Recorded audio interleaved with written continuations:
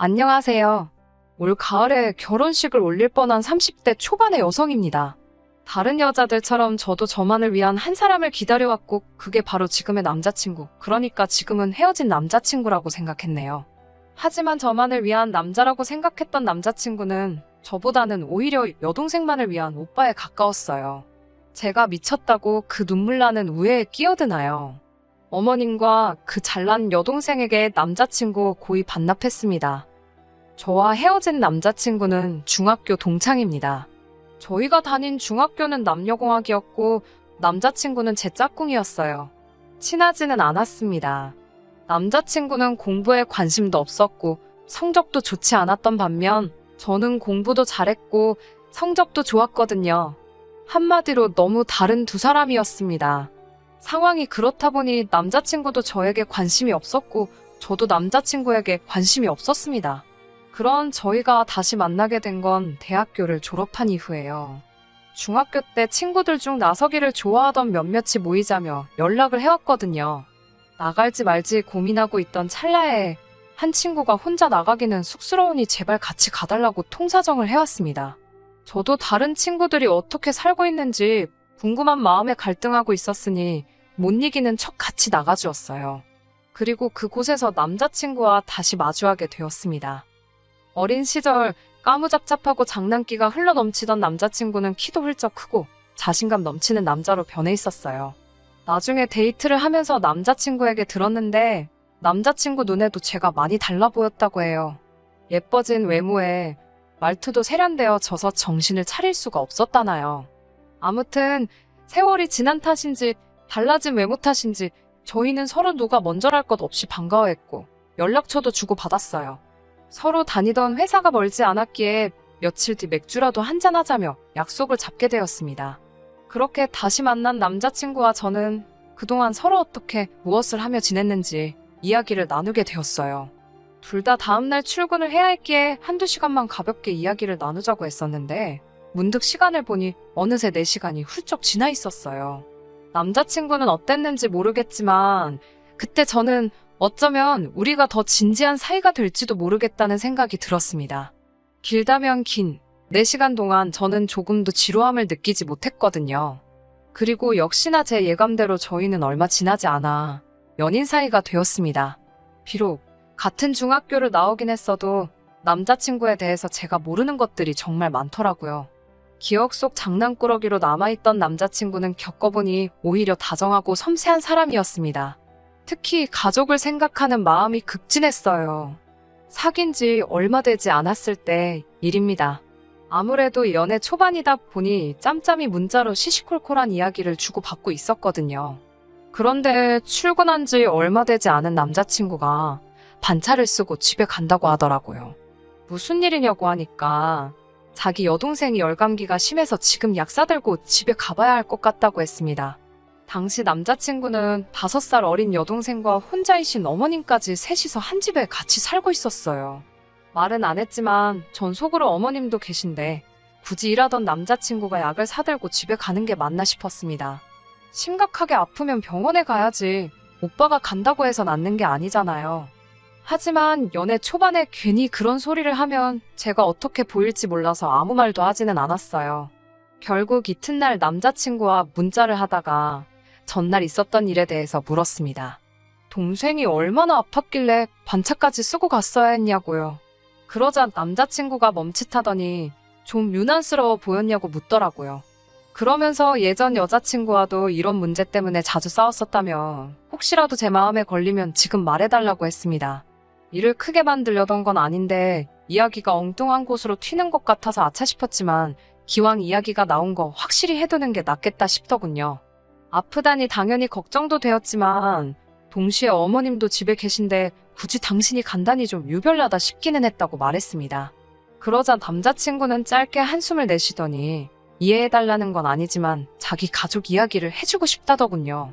그렇게 의도치 않게 남자친구의 가족 이야기를 듣게 되었습니다. 남자친구와 제가 중학교를 졸업하고 얼마 지나지 않았을 무렵 저도 남자친구의 아버님이 돌아가셨다는 소문은 들었습니다. 왜 돌아가셨는지는 몰랐는데 남자친구의 말로는 스스로 세상을 등지셨다더군요. 갑작스러운 아버님의 죽음으로 집안은 말 그대로 쑥대밭이 되었고 아무도 알지 못했던 빚이 여기저기서 터져나왔답니다. 여러 사람들이 고인이 생전에 빌려간 돈이 있었다며 돈 내놓으라고 쫓아왔고요. 평생 집안일만 하시던 어머님도 그렇고 남자친구도 고작 17살이었으니 두 사람이 무엇을 얼마나 할 수 있었겠어요. 그때부터 어머님은 닥치는 대로 돈 되는 일을 하시면서 생활을 꾸려나가셨고 대신 남자친구에게는 제발 공부를 하라고 빌다시피 부탁을 하시더랍니다. 그런 어머님을 보고 정신이 든 남자친구는 이를 악물고 죽어라 공부만 했대요. 다행히 공부머리가 아예 없던 건 아니었는지 손에 꼽히는 대학에 들어갔고 지금은 알다시피 좋은 회사에 다니게 되었다고요. 남자친구의 이야기를 듣고 있으니 저는 남자친구에 비하면 순탄하게 인생을 살아왔다는 생각이 들었습니다.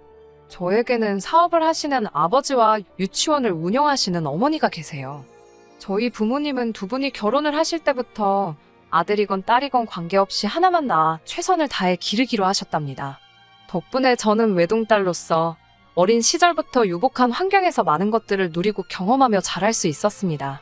구구절절 전부 다 설명할 수는 없지만 명문고를 나와 미국으로 건너갔고 그곳에서 대학교를 졸업한 뒤 한국으로 돌아와 가구회사에 들어갔어요. 남편을 만났을 때는 가구 디자이너로 활동하고 있었고요. 아무튼 이제는 다 지나간 이야기라면서 담담하게 이야기하는 남자친구를 보고 있으니 안쓰럽고 속상했습니다. 그런 힘든 시기가 있는 줄은 꿈에도 생각지 못했으니까요. 진작에 그런 상처를 눈치채지 못한 제 자신이 한심하고 미울 정도였어요. 남자친구가 덧붙이기를 그 힘든 시절에 어머님과 자기가 동생을 많이 못 챙겨서 그런지 동생은 지금도 자기 밥그릇도 제대로 못 챙기고 산답니다. 그래서인지 지금도 여동생을 보고 있으면 늘 마음이 짠하고 안쓰럽대요. 남자친구의 설명을 듣고 나니 어느 정도는 납득을 할 수 있었습니다.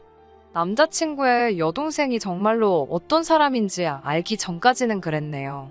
사실 남자친구가 자기 여동생이 소위 지 밥그릇도 못 챙기는 사람이라고 표현하는 걸 들었을 때만 해도 제 나름대로 머릿속에서 그 여동생에 대한 이미지를 좀 안 되고 불쌍한 사람으로 그렸던 것 같습니다.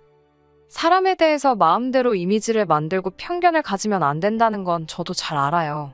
하지만 남자친구의 표현과 당시 그가 지어 보였던 표정이 절 오해하게 만들었거든요.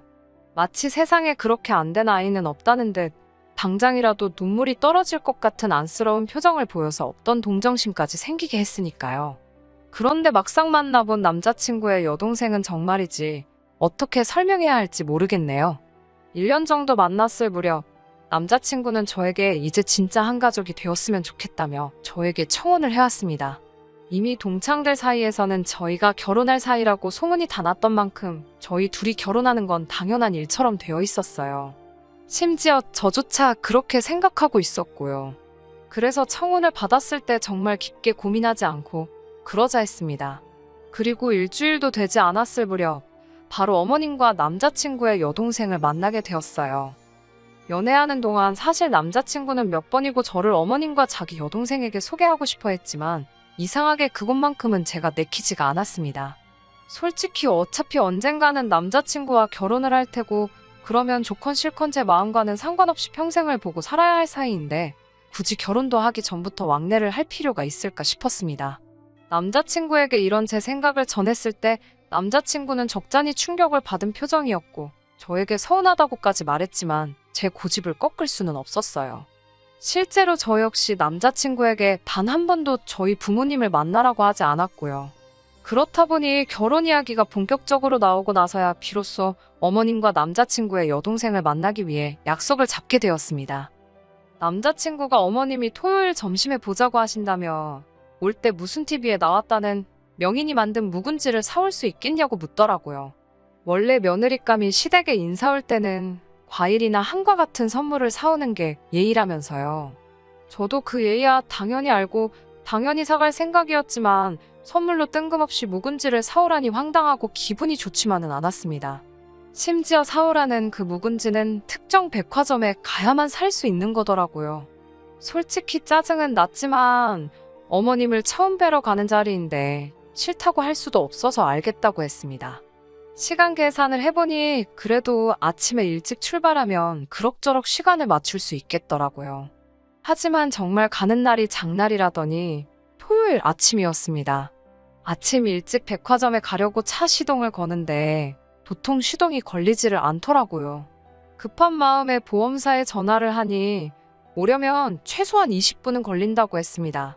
친구하고의 약속이면 미루기라도 해보겠지만 처음 시댁에 인사 가는 자리인데 그 어떤 핑계도 대고 싶지 않았고 당연히 늦기도 싫었습니다. 결국 차는 포기하고 택시를 불러서 백화점으로 향했어요. 그나마 다행히 어머님이 사오라고 하신 묵은지는 있더라고요. 그런데 아무리 포장을 해도 묵은지는 묵은지였습니다. 어디선가 계속해서 냄새가 나더군요. 도저히 이걸 들고 택시를 탈 수는 없겠다 싶어서 걱정을 하니 직원이 퀵서비스로 보내줄 수 있다고 했습니다. 3시간 내로 도착할 거라면서요. 비록 저보다 묵은지가 늦게 도착하겠지만 그래도 그게 최선의 방법이다 싶었어요. 정말이지 이 일로 그렇게 욕을 먹을 줄은 몰랐어요. 시댁에 도착하니 어머님께서 문을 열어주셨습니다. 오느라 고생했다 하시면서 시선은 제 손으로 향하시더라고요. 그리고는 제 비어있는 양손을 발견하시곤 살짝 언짢으신 목소리로 왜 빈손이냐고 물으셨어요. 첫 질문이 묵은지라서 꽤나 당황스러웠습니다. 저는 묵은지는 택배로 오고 있다고 했습니다. 차가 고장이 나서 도저히 직접 가지고 올 수 없었다고요.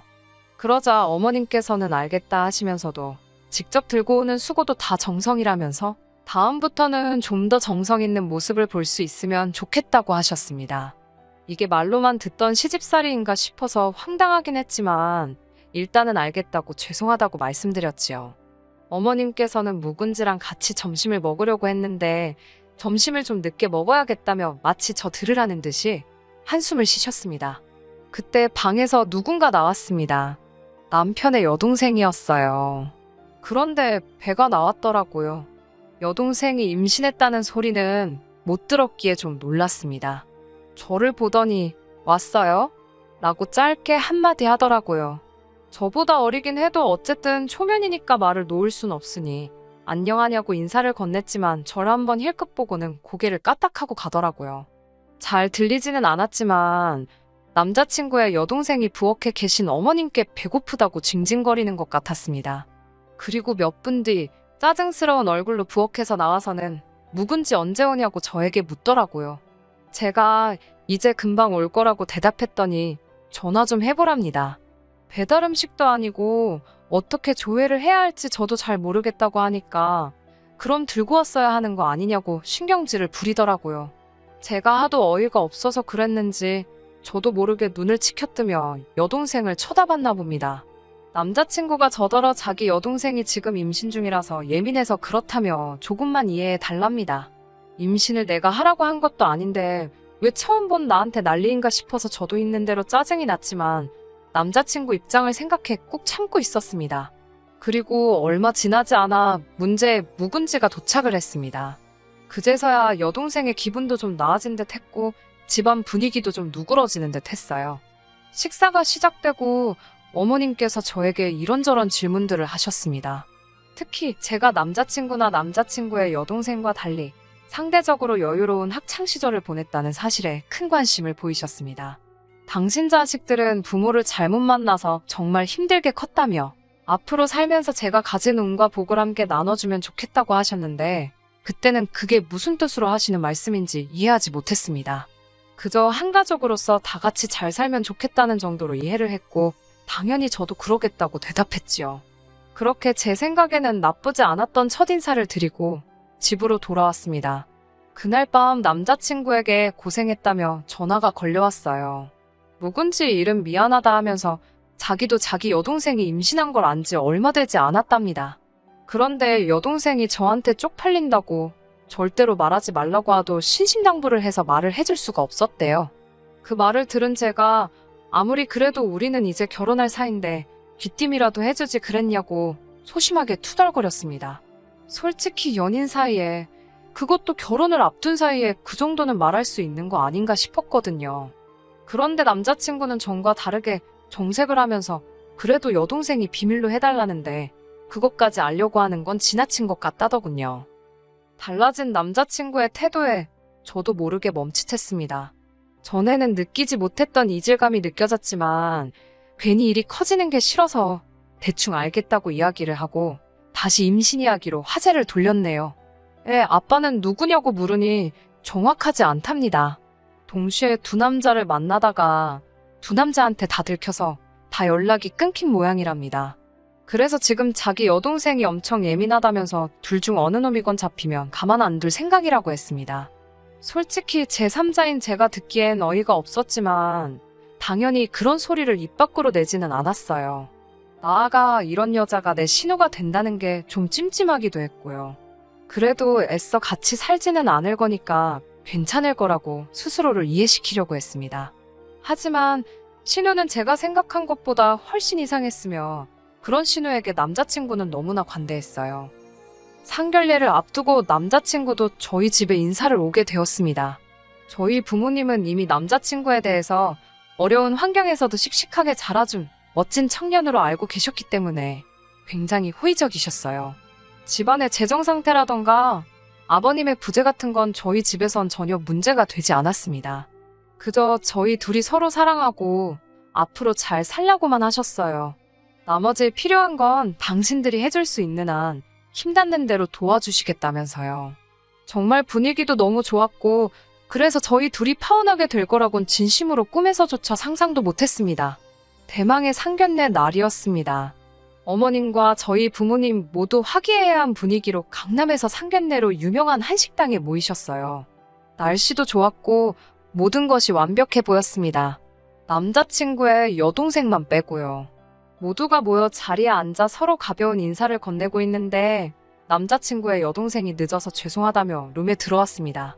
그러자 남자친구가 반사적으로 일어나더니 여동생이 앉을 자리로 달려가 의자를 빼주더라고요.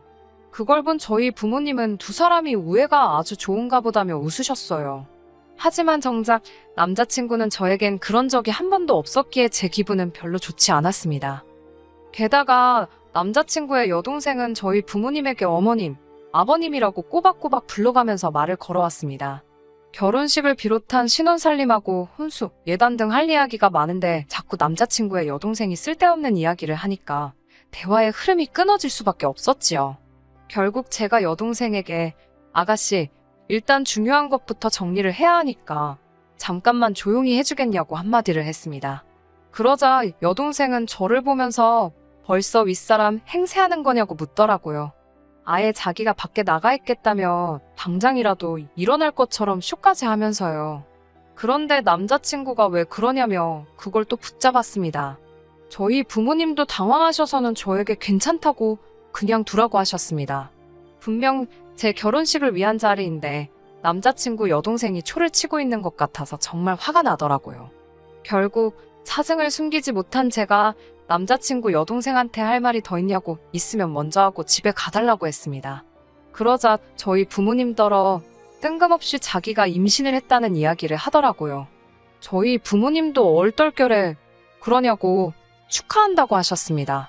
그러자 이번에는 언니가 저희 오빠랑 결혼하면 집을 정말 사주실 거냐고 묻더라고요. 사실 저희 아버지께서 집을 사주시고 싶어 하신 건 사실이에요. 남자친구도 이 사실을 알고요.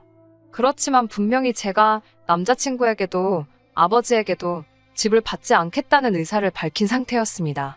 그런데 남자친구의 여동생이 그런 소리를 하니 황당했어요. 저희 아버지께서도 그게 왜 궁금하냐고 물어보시더군요. 그러자 남자친구의 여동생이 한다는 소리가 아주 가관이었습니다. 그 집 사주신다는 돈을 자기와 어머님께 달랍니다. 자기네 집 기둥뿌리 뽑아가는 값이라나요. 저는 제가 잘못 들은 줄 알았습니다. 제 귀를 의심했어요. 어처구니가 없어서 제가 아가씨가 무슨 자격으로 그 돈을 탐내냐고 물으니 옆에 있던 남자친구가 저더러 잠깐만 밖에서 이야기 좀 하자며 저를 불러내더라고요. 그 모습을 본 저희 어머니가 나가지 말라고 들을 필요도 없어 보인다며 저를 잡으셨습니다. 저희 어머니는 이미 화가 많이 나신 눈치였어요. 반면에 남자친구 어머님은 완전히 당신은 아무것도 모르겠다는 식이셨습니다. 당신 딸을 어쩌지 못하시는 듯 했어요. 아무튼 저는 말 같지도 않은 남자친구 여동생의 언행에 화가 나기도 했고 그 와중에 남자친구는 또 무슨 헛소리를 하려는 건지 궁금하기도 해서 어머니의 만류에도 불구하고 남자친구를 따라 나갔습니다. 남자친구는 저에게 이번에 한 번만 자기 여동생 뜻대로 해달랍니다. 평생을 본인, 그러니까 오빠인 자기한테 치여서 살았다는 자격지심 때문에 지 인생을 허투루 써버린 불쌍한 애라나요. 그거 보상해준다 생각하고 집 사는 대신 그 돈 자기 여동생하고 평생 고생만 하신 어머님 드리자고 하더군요. 두 사람 다 자기 인생에선 무엇과도 바꿀 수 없는 소중한 존재들이라나요. 남자친구는 집값의 절반도 좋다면서 지나간 세월을 돌려줄 순 없으니 돈으로라도 보상을 해주자며 계속해서 저를 설득하려 들었습니다. 어찌나 어이가 없던지 실소가 새 나오더라고요. 제가 그걸 왜 내 부모님 재산으로 하냐고 하니까 네 부모님이 아니고 우리 부모님이랍니다. 사위도 자식이지 않냐면서요. 제가 제정신이냐고 물었습니다. 그러자 남자친구가 그러면 어떡하냐고 오히려 저에게 되묻더군요. 불쌍한 자기 어머니와 여동생은 어떻게 해야 하냐고요. 그런 남자친구를 보며 제가 당신 눈에 당신 가족들이 안쓰럽고 불쌍한 건 알겠지만 그 보상을 왜 내 부모님이 해야 하냐고 다시 물었습니다. 그리고 당신 여동생은 그걸 왜 그렇게 당당하게 요구하는 거냐고요. 이유도 알고 싶지 않고 어쨌든 그렇게는 못 해준다고 선을 그었어요.